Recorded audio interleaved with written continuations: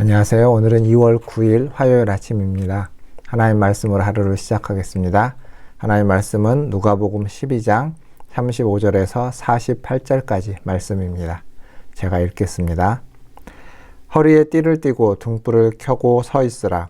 너희는 마치 그 주인이 혼인집에서 돌아와 문을 두드리면 곧 열어주려고 기다리는 사람과 같이 되라. 주인이 와서 깨어있는 것을 보면 그 종들은 복이 있으리로다. 내가 진실로 너희에게 이르노니 주인이 띠를 띠고 그 종들을 자리에 앉히고 나와 수종들리라. 주인이 혹 이경에나 혹 삼경에 이르러서도 종들이 그같이 하고 있는 것을 보면 그 종들은 복이 있으리로다. 너희는 아는 바니 집주인이 만일 도둑이 어느 때에 이를 줄을 알았더라면 그 집을 뚫지 못하게 하였으리라. 그러므로 너희도 준비하고 있으라. 생각하지 않은 때에 인자가 오리라 하시니라.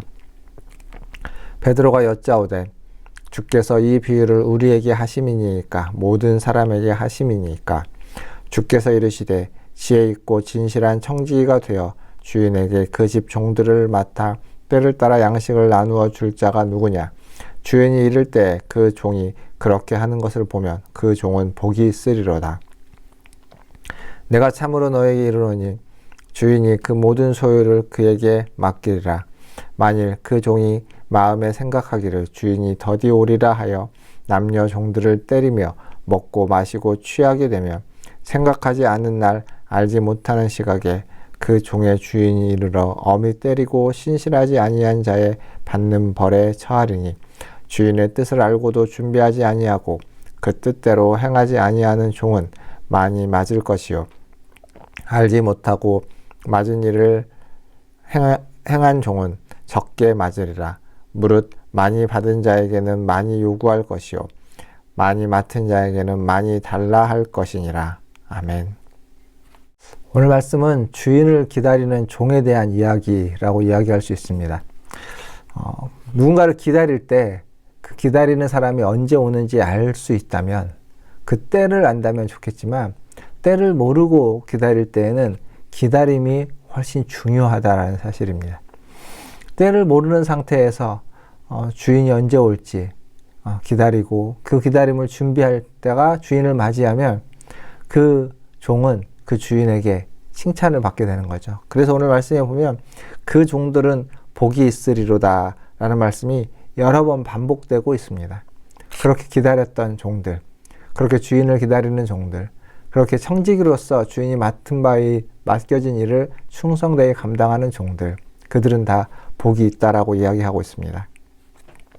왜 그러냐면 언제 오실지 모르기 때문에 언제 오실지 모르는 자를 항상 같은 마음으로 서서 허리에 띠를 등이고 등불을 들고 기다리는 모습들이 귀하기 때문에 그렇습니다.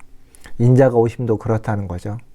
여기 말씀에 보면 도둑이 어느 때에 이르는 줄 알면 그 도둑이 그 집을 뚫지 못하도록 준비할 거라는 겁니다. 그것도 준비하는 겁니다. 방비하고 있는 거죠.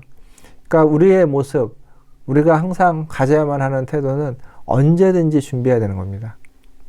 우리의 상황, 환경, 여러 가지 이유들이 있겠지만 주님의 오심을 기다리는 것은 변하지 말아야 되는 거죠. 주인은 오셔서 종들을 섬겨주실 겁니다.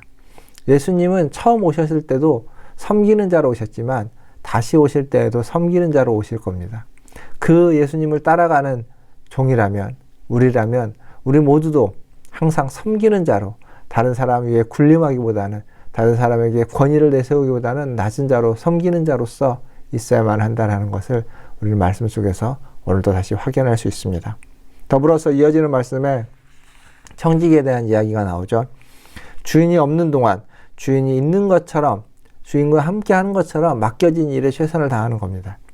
어떤 이들은 주인이 없는 동안 주인이 없는 것처럼 자기 마음대로 자기가 하고 싶은 대로 하는 자가 있습니다. 바른 청지기가 아니겠죠. 그런 자는 생각지 않은 때에 주인이 와서 어미 때리고 훈계하고 책망할 것입니다. 그러나 주인이 없지만 주인이 있는 것처럼 행동한 청지기는 주인이 왔을 때 복이 있으리라 라고 성경은 또 이야기하고 있습니다. 더불어서 마지막의 이야기는 이렇게 말씀을 했고 있죠. 무릇 많이 받은 자에게는 많이 요구할 것이요 많이 맡은 자에게는 많이 달라 할 것이니라. 주님의 그 주인에게 받은 것이 많은 자, 맡은 것이 많은 자, 하나님 감사해야 되죠. 근데 감사할 뿐만 아니라 많이 받은 자는 많이 줘야만 합니다. 왜냐하면 주님이 많이 요구하시니까. 그리고 많이 맡은 자는 그 많이 맡은 일에 충성을 다해야 될 겁니다. 주님이 그것을 원하기 때문에 그렇습니다. 내가 받은 것이 무엇인지, 내게 주어진 것이 무엇인지를 아는 것이 필요하겠죠. 그것에 감사할 줄 알아야 되고, 또 그에 맞게끔 충성하고 헌신하고 낮은 자로 더 섬길 수 있어야만 하는 겁니다.